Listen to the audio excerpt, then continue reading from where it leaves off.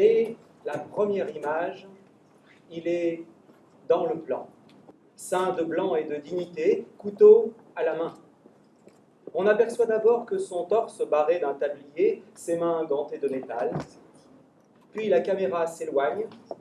Le jeune homme apparaît d'un bloc. Tous les morceaux sont là. Des pieds à la tête, un boucher. L'image s'emballe. Défile maintenant à grande vitesse sur une musique électro aux basses étouffées.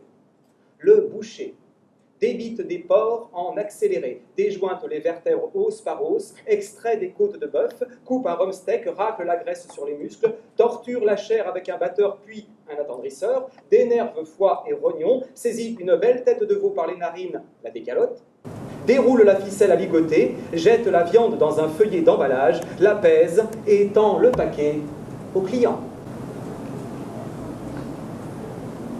On n'est pas certain d'avoir bien vu. 1000 gestes décomposés en 152 secondes. Des mains immenses qui s'affairent dans l'optique de la caméra palpent des matières écarlates et luisantes sous la lumière des projecteurs. Générique de fin, image arrêtée sur le sourire juvénile du boucher. Le regard brille, éclatant. Le regard est mouillé. On dirait que le boucher va pleurer. Pim est le héros d'un clip promotionnel sur les métiers de la viande, un petit film amateur qui sera projeté dans le réfectoire juste avant le pot de bienvenue. 2 ans plus tôt, le jeune Pim fait sa rentrée au centre de formation des apprentis de Ploufragan. Les aspirants, bouchers, rassemblés sous l'auvent, ont tourné leur visage grêlé vers l'estrade. Le directeur trône, sa voix porte, tonne en un roulement de tambour solennel. Messieurs, mesdemoiselles, bienvenue. Il adresse un sourire à la fois complice et désolé à l'unique jeune fille de cette assemblée.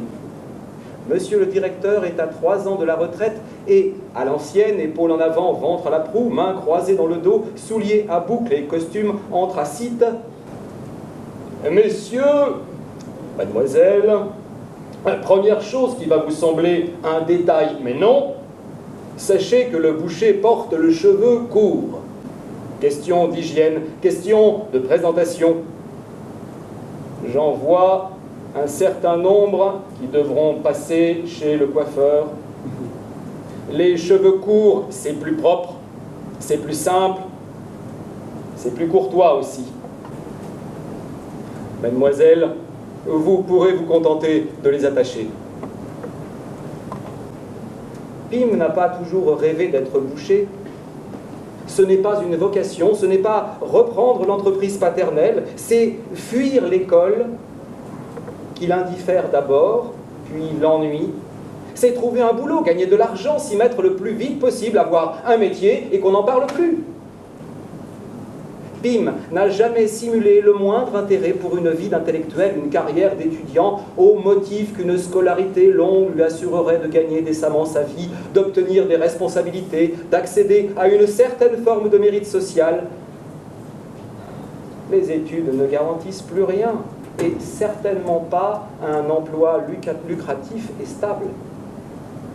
De plus, Pim est un manuel, c'est-à-dire qu'il est doté de longues mains pâles. De pianiste, pas de boucher, lui dit souvent son père. Pim n'a jamais rien cassé. Même enfant, ses mouvements sont rapides et précis, et malgré leur finesse singulière, ses doigts pleins d'ardeur, il défait les nœuds les plus serrés, démêle les fils les plus fins, recolle, sans trembler de minuscules éclats de porcelaine sur un vase ébréché, décapsule les bières à la main, fait danser les pièces de monnaie et les élastiques entre ses doigts, force les serrures grippées des cadenas. À l'âge où on aime la bière, le skate ou le rock, Pim aime ses mains. Et il en tire une certaine gloire. Il les trouve efficaces et élégantes, pour caresser les filles aussi. Pim regarde ses mains et il pleure. Pim, souvent, pleure, sans raison et même sans envie. Et les larmes déboulent sans crier gare, inadaptées à la situation, inattendues et injustifiées. Ses parents ont cessé de s'en inquiéter ou même de s'en émouvoir. C'est depuis tout petit. Et à l'école, on s'est beaucoup moqué. Pim pleure à la vue de ses mains ou d'un chien qui traverse la rue, d'un poulet dans le four, de cheveux crépus, et qui peut dire si c'est l'émotion. Pim observe ses mains posées à plat sur le bureau. Son cœur ne se serre pas, sa gorge ne se noue pas, ses jambes le portent toujours, et pourtant, il pleure. Absence de sentiment, aucune trace de tremblement, mais de l'eau qui coule d'un robinet mal fermé, une fuite sur le réseau, une fontaine mécanique. Il ne le sait pas encore, mais ses mains lui assureront un avenir radieux. Pim s'est tenu tranquille jusqu'à la fin de la 3e. Élève médiocre mais poli, discret et sans histoire. À la fin du 2e trimestre, la conseillère d'orientation lui remet une plaquette sur l'apprentissage. Pim, tu sais, ce n'est pas une voie de garage, c'est la garantie d'avoir un bon métier. Mais Pim n'a pas d'état d'âme. Et la plaquette promet une formation en alternance, un CAP en 2 ans après la 3e, plus de 4000 postes à pourvoir chaque année dans toutes les boucheries de France, un salaire d'apprenti qui varie entre 25 et 78% du SMIC, et un secteur qui ne connaît pas la crise. Ce matin, dans la cour du centre de formation des apprentis des Côtes d'Armor, ils ne payent pas de mine. Une trentaine d'adolescents à la peau rougie par le vent liquide de la mer, affolés par les hormones, duvet naissant au-dessus de la lèvre supérieure, mèches collées sur le front, joues rondes, épaules voûtées, mains dans les poches, flués dans leurs blousons, engoncés dans leur sweat à capuche. Ils écrasent un mégot imaginaire du bout de leur basket en écoutant le directeur et son discours pompeux, débit monotone. Pim, 16 ans, les dépasse tous d'une tête. Son crâne allongé et ras, son regard fendu. Il y en a 2 qu'on remarque immédiatement dans cette petite foule. Pim et la fille en jupe droite et bottes cavalières. Elle se tient, bien campée, jambes légèrement écartées, aspirante bouchère, qui ne se contentera pas de tenir la caisse et de gratifier les clients de conseils, cuissons et d'appréciations météorologiques, mais qui entend porter le tablier en cotte de maille et manier la gouge à jambon. Le directeur s'adresse maintenant à elle autant qu'à eux. Aujourd'hui, la boucherie peut être exercée aussi bien par les femmes que par les hommes. Il est loin le temps des carcasses portées sur le dos. En revanche, de plus en plus, le métier requiert une parfaite connaissance de la morphologie des animaux et de la réglementation en matière d'hygiène alimentaire. Ils écoutent, sans impatience, mais tout ça, ils le savent déjà. Ils l'ont lu dans la plaquette.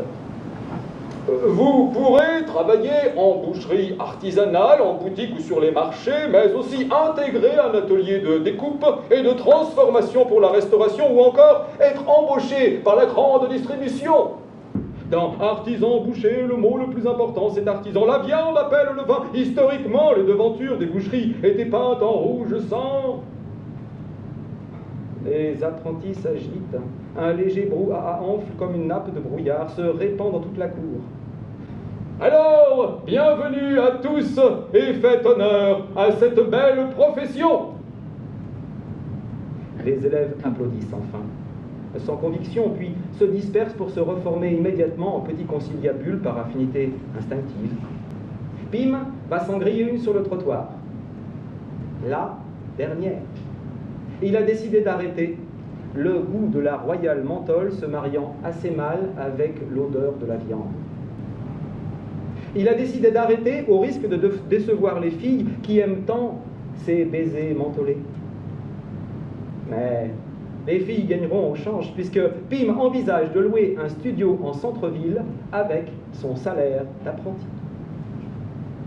Pim a 2 ans devant lui pour apprendre la boucherie, les outils, les gestes et les techniques. 2 ans, c'est peu pour maîtriser la comptabilité, le droit du travail, l'anatomie des bêtes, les normes européennes, la chaîne du froid, les appellations et les labels, les origines contrôlées, la traçabilité des produits, les techniques de présentation, de décoration, d'étiquetage, pour savoir habiller les volailles et confectionner des produits tripiers. Dans 2 ans, Pim obtiendra un CAP, le statut de boucher préparateur qualifié. Il pourra alors passer son brevet professionnel, spécialisation charcuterie, afin de mettre toutes les chances de son côté.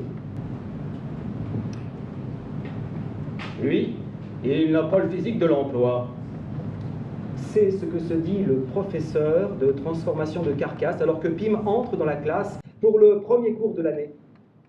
La maigreur, c'est parfait pour rassurer le client. Ça donne pas envie, ce corps étiré comme une longue veine. Faudrait grossir un peu, mon grand. Tu manges de la viande au moins? Ben oui, monsieur. Évidemment. Vous savez, c'est génétique, hein. Il n'y a rien à faire, je bouffe comme 4. T'es nerveux alors, toi, comme garçon? Hein? Ben non, monsieur. Je suis très calme, vous verrez. C'est vrai qu'ils ont l'air doux, les apprentis bouchers. Doux et mélancoliques dans ce décor de faïence blanche et de néon, dans leur blouse intégrale et dans le froid. Ils ont l'air tendres et empotés devant leurs outils tranchants.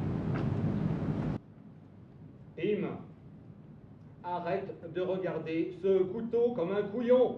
Mais prends-le, découpe. Pour comprendre le couteau, faut pas l'admirer, faut l'utiliser. Ben, c'est comme pour tout, hein. Ben, vous savez pourquoi l'homme est plus intelligent que l'animal? C'est parce qu'il a des mains. Le bœuf et la poule n'ont pas de mains. Et vous avez remarqué d'ailleurs, on dit comme une poule devant un couteau.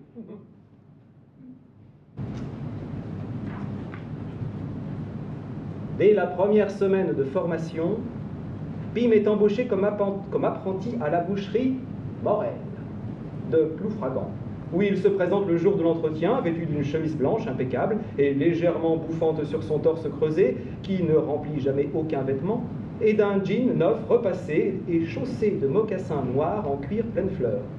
Le patron, cinquantaine en fatigue, visage couperosé par le blizzard des frigos, lui serre longuement et vigoureusement la main, laissant à la fin de son geste de bienvenue sur la paume de l'apprenti une odeur, mêlée de chlore et de haché frais.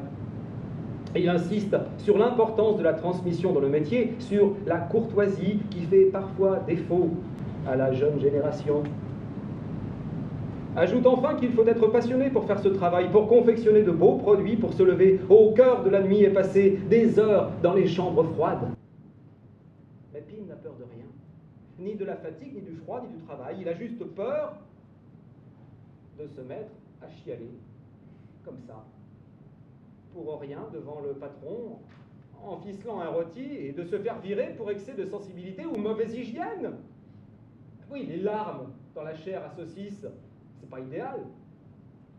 Il n'a peur de rien et il est pressé d'y arriver, de gagner de l'argent, de vivre sa vie. C'est pourquoi il assure, Morel, qu'il est disposé à s'acquitter de toutes les missions ingrates. Nettoyage du labo en premier lieu, finir le frottin chaque soir quand tous les autres sont rentrés depuis longtemps.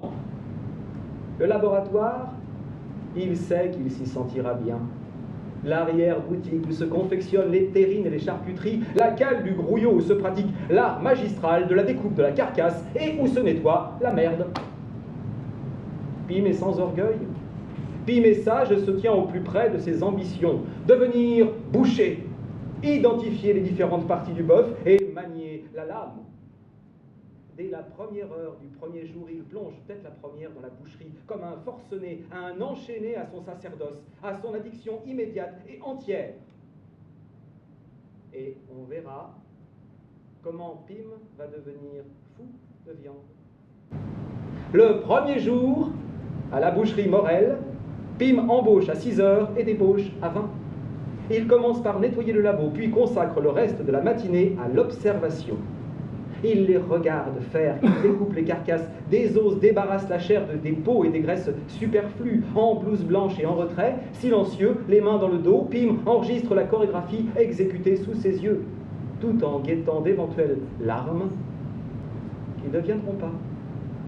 Le deuxième jour, toujours en observateur, il passe côté boutique, côté public, planché sur une vitrine qui déborde de galantines, de chair au lardage immaculé, de poulet aux pattes gantées, de manchons en papier blanc, d'escalopes assoupis sur la dentelle et le persil. Au-dessus de la vitrine, le boucher joue sa partition sous une affichette encadrée. Il a bon goût, l'agneau français. Montre son savoir-faire sur le billot, hachoir qui danse, flatche du muscle tendre, giflé sur la planche à découper. Yeah, y en a un peu plus, je vous le mets quand même. Rôti de veau bardé et ficelé en une performance éclair, bidoche jetée en douceur sur la balance, emballé, pesé. À qui le tour? La comédie du travail bien fait. Et les jours se succèdent. L'apprenti travaille dur, apprend vite. La découpe du cochon à 7 heures et la serpillière à 21. Le lundi, c'est pieds panés, le mardi, pâté de tête. Le mercredi, on fond le saindoux et on récupère la graisse autour des boyaux pour en faire du flambard. Le jeudi, on fabrique les saucisses. Le vendredi, c'est lardage des rôtis et le samedi, Pym est affecté à la fabrication du haché, sa tâche favorite. Et il récupère les morceaux bien secs des dessus de côte qu'il écrase dans la machine. Pym, paralysé par la beauté, contemple alors la chair marbrée, rose et blanche, qui sort de la grille du hache-viande, comme une invasion d'asticots. Les 2 premiers mois, la nausée était permanente, stagnante et sourde comme un vague à l'âme.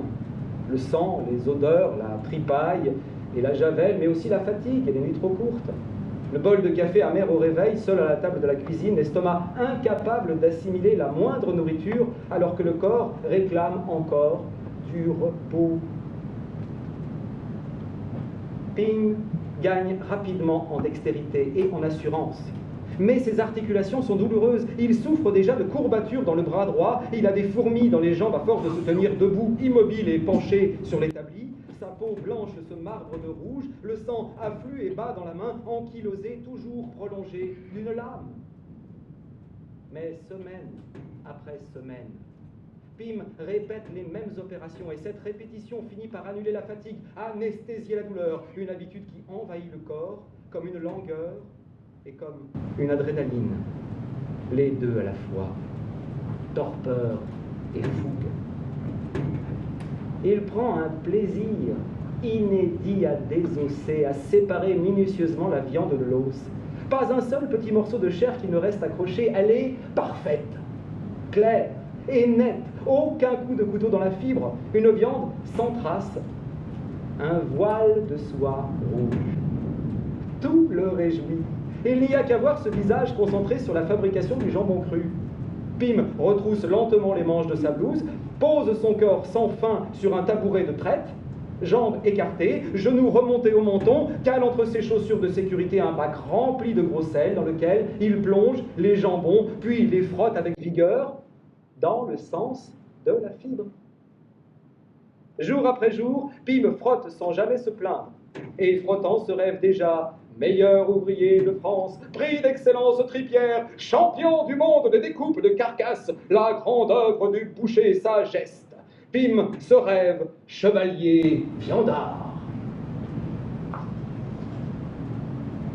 Un soir, une dispute éclate entre un autre apprenti du CFA et Pym. Accusé d'avoir préparé du haché d'avance, alors qu'on sait bien que le steak haché se confectionne toujours à la demande, devant le client. Pym conteste, diffamation! L'apprenti maintient sa version des faits. Afin de régler leurs différends et de laver l'affront, Pym propose un duel. On combattra dans une clairière reculée de la forêt de Brocéliande. Le jour dit, 2 billots sont disposés face à face par les témoins, à une distance de 15 pieds. Au lever du jour, malgré une brume opaque et une pluie glaciale, le combat doit commencer. Les apprentis prennent place derrière les billots frappés du sceau de leur boucherie. Couteau à trancher, au poing, un fendoir à la ceinture, tablier, ami donné, maître Morel arbitre le duel. On aiguise les lames avec grandiloquence, sans se quitter des yeux. On s'essuie les paumes sur le coton rêche du tablier, on croise les fers. Au signal du corps, chacun s'empare d'un arrière de bœuf.